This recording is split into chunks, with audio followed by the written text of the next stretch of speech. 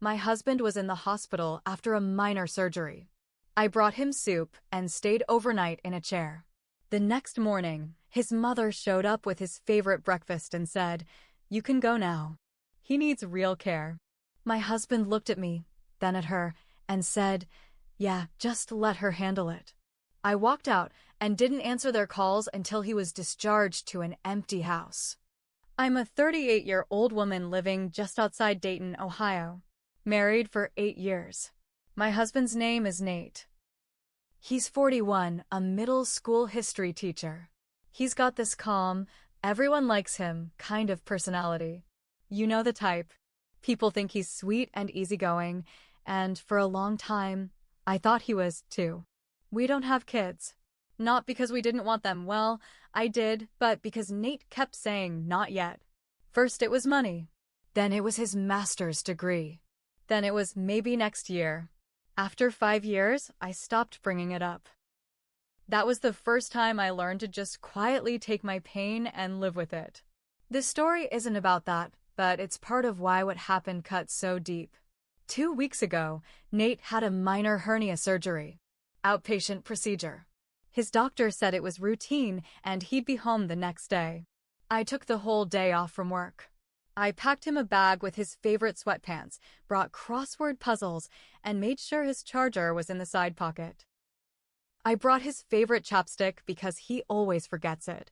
When we got to the hospital, I sat in the waiting room for almost 4 hours while they prepped him, knocked him out, and did the surgery. I didn't eat. I didn't pee. I just waited, nervously checking the board every 10 minutes. After surgery, they let me into recovery.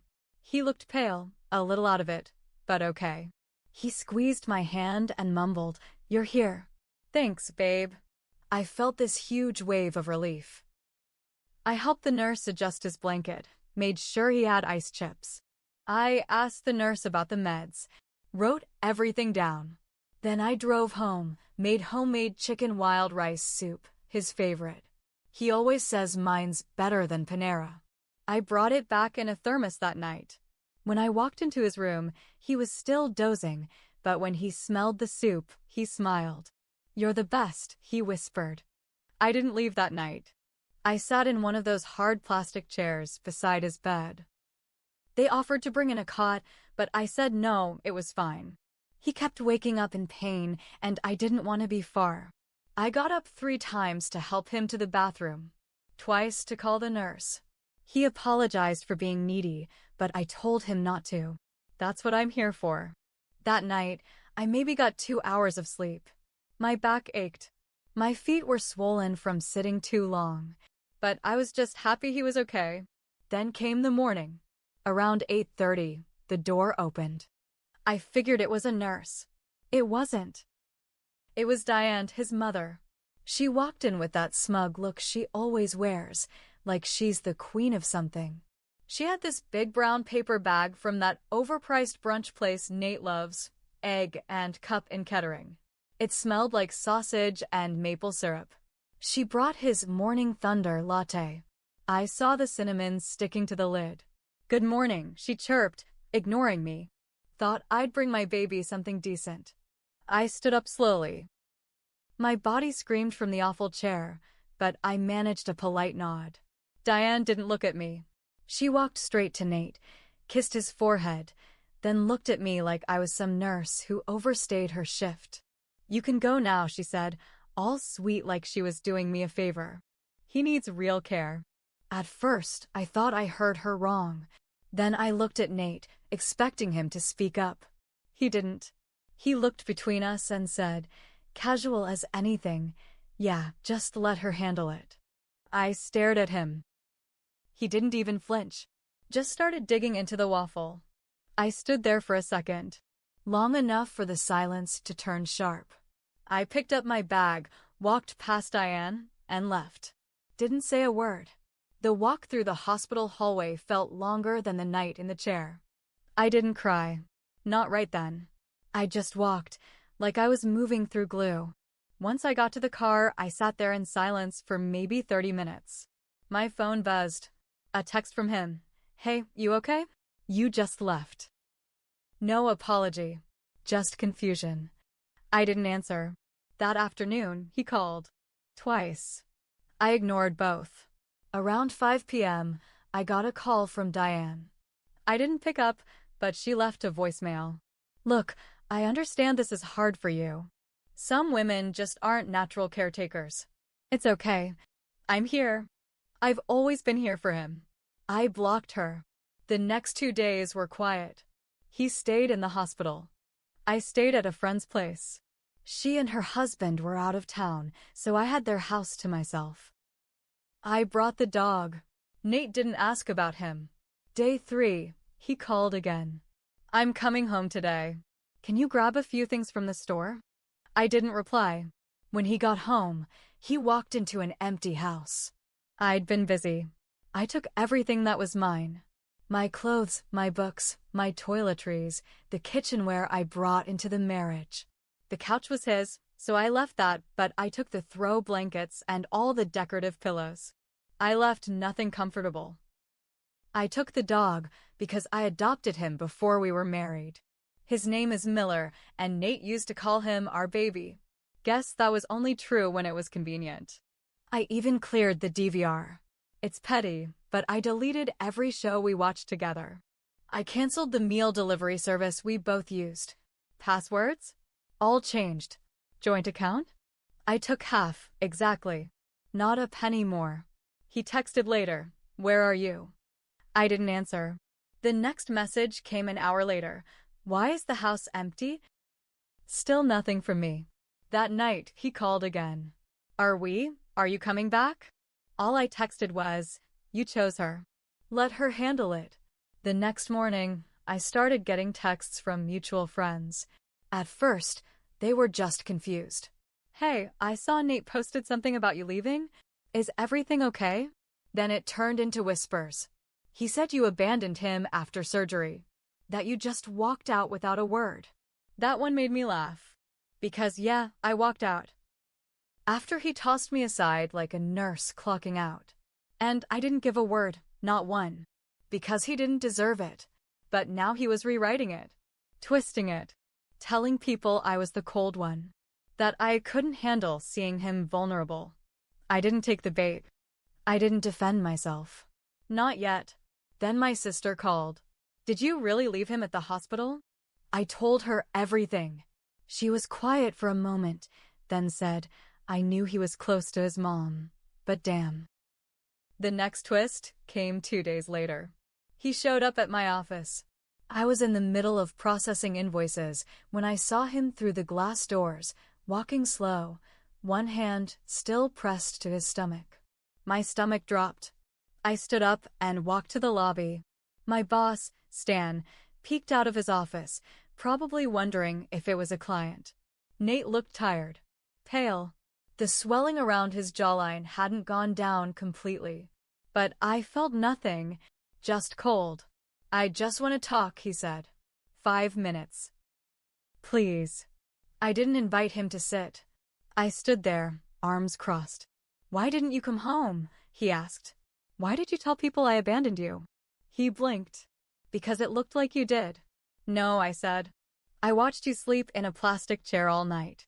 I made you soup. I wiped your face when you drooled. And the second your mommy walked in with a waffle, you told me to go." He opened his mouth to speak, but I didn't let him. "I didn't abandon you, Nate. You chose someone else to take care of you. So I let you have her.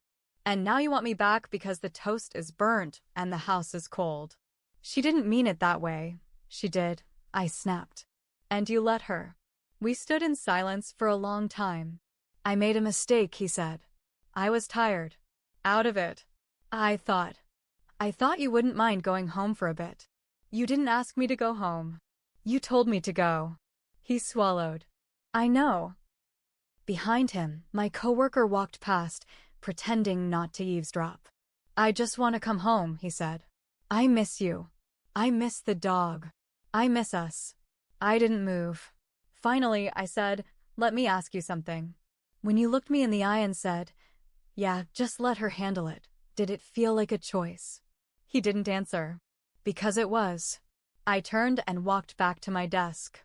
The next week, his mother started her campaign. She called my mom.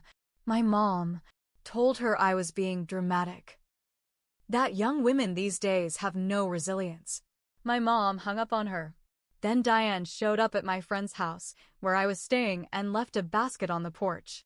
Inside was a handwritten note and a loaf of banana bread. The note said, "I know you're hurt, but families get through these things. Don't let pride ruin a good marriage." I left the bread on the porch. By evening, the crows had torn it apart. That same day, I got served papers. Nate was requesting marital counseling. Not divorce. Counseling. Through the courts. In Ohio, that's rare, but apparently, if one party refuses to talk, the other can request a formal mediation before divorce proceedings start. So now he wanted a forced conversation. He wanted to sit in a room with me and explain how the woman who called me cold and not a real caregiver deserved a seat in our marriage. I didn't answer the petition right away, but when I did, I brought evidence. Screenshots, voicemails, photos. I gave the mediator a full timeline, starting with the night in the chair, all the way to the banana bread on the porch. When they asked if I was willing to reconcile, I said, "Not unless she moves out of state and changes her name." They chuckled. I didn't. 2 days after that mediation meeting, I got an email from Nate. The subject line was just, "Please read this before you do anything final." I didn't want to, but I did. He wrote 5 paragraphs, trying to explain that his behavior in the hospital wasn't what it looked like. That he was in pain. That he felt embarrassed I had to see him like that. That he panicked when his mom came in and took control, and he didn't know how to stop her without causing a scene. He said he knew it was a weak excuse, but he didn't know how to fix it now. At the bottom, there was a line that stood out. "I think she's always wanted to be the woman in my life." I just never realized how far she was willing to go. That stuck in my head. That night, I pulled out my old journals. I started remembering things I hadn't thought about in years. Like how Diane used to call Nate 3 times a day, every day, for the first 2 years of our marriage. How she once told him he should keep a separate savings account, just in case. How when I got pneumonia 4 years ago and Nate stayed home to care for me, she dropped off vitamins and said, "You shouldn't have to play nursemaid. She has insurance." How she made a big scene when I didn't change my last name. Said it was a sign I wasn't really committed. The dots started connecting in a way I'd never let them before. Then came the kicker. My friend Amanda, whose place I was still crashing at, got a strange message on Facebook. From a woman named Tina. She was a nurse at the hospital. Said she remembered me, remembered Diane showing up. And said something weird happened after I left. She asked if I'd noticed any tension between Diane and Nate afterward. I told her I hadn't been there. Tina said, "Well, they were arguing." Not loud, but I passed by the room and heard her saying, "She'll be gone now. You don't need her. You have me." And Nate replied, "She's still my wife." I stared at the screen for a long time. Because that wasn't the man I walked out on. That was something else. Then she said, "Also, not sure it matters, but Diane asked the nurse on duty if she could be listed as the primary contact. Said she was the real caregiver and that the wife wasn't reliable." I sat there stunned. I checked the hospital paperwork. I'd taken photos of the discharge notes for our insurance. There it was, primary contact, Diane Milburn. She had replaced me. On paper. Without asking. And he let her. I forwarded that info to the mediator. I told them I wasn't just leaving a marriage. I was leaving a dynamic where another woman got to rewrite my role. The next day, Nate called again. I let it go to voicemail. But the message was different. He sounded angry. "Why are you dragging this out? We were fine until that day. I'm sick of being punished for something I didn't even do on purpose." Then he said something that made my skin crawl. "She's just trying to protect me." That's all she's ever done. That was the moment it clicked. He wanted someone to protect him. He didn't want a partner. He wanted a mother who'd cook and clean and do the emotional labor, and he already had one. So when I started asking for a life of equals, he checked out. But now that I was gone, he realized she couldn't replace me. She could make waffles and talk big, but she couldn't give him what I gave: patience, presence, real partnership. And now he was scrambling. But it was too late. And I wasn't done yet. After that voicemail, I knew I had to finish this my way. Not just walk away. Not just disappear. I wanted Nate to understand what he'd lost. Not in anger. In clarity. In silence that screamed louder than words. So I filed the divorce papers. No lawyers. No drama. Just a clean, sharp line in the sand. I used the evidence I had. Made sure the filing was strong. I listed irreconcilable betrayal and third-party interference in the claim. I sent the documents to him at school. He got them on a Friday morning. That afternoon, I got a text from a number I didn't recognize. It was one of his students, a teenage girl. "Mrs. M, I'm sorry if this is weird, but Mr. M cried during class today. I think he's really messed up." I didn't answer. That night, I drove to the house. I hadn't been back since I left. It was dark. Cold. I saw the lights on in the kitchen. I parked across the street and watched. Diane was in there. Still there. Making tea or soup or whatever version of love she thought counted. Nate was at the table, just staring. That's when I made my move. Earlier that week, I'd had utilities transferred into my name. Most of them still were. He never updated them. At 9 p.m. sharp, the lights went off. Power disconnected. I saw her panic first, her arms flailing. Then him, standing up too fast, holding his side in pain. They scrambled. I could see them trying light switches, looking outside. Then my phone buzzed. It was him. "What the hell is going on?" "The power's out." I replied with one sentence: "She can't fix everything." The next morning, I had movers retrieve the last few boxes. Things I'd left on purpose. Things I knew he'd stare at and miss. The wedding photo from Yosemite. The signed vinyl of our favorite band. Miller's old chew toy. I left nothing sentimental behind. Then I sent one final email. Subject: Real care, Nate. You didn't lose me because of one moment. You lost me because you let someone else write me out of our story, and you didn't fight it. You wanted someone to take care of you. I did. Not with waffles or cinnamon lattes. With love. With sacrifice. With sleepless nights in hospital chairs. And you looked at all of it, then turned away. You called that not real care. So I left you with the person who fits your definition. Enjoy it. Me, it took months for the divorce to finalize. He didn't contest it. He signed where he had to, sent everything back quietly. Last I heard, Diane moved in full-time. She tells people I walked out because I was unstable. That's fine. Let her talk. Because here's the thing, the silence that followed, that's what did it. I didn't rage. I didn't scream. I just let them live in the world they built together. And every time he opens that front door, sees her instead of me, hears her voice instead of mine. That's the revenge. Because he chose her. And I made sure she was all he had left.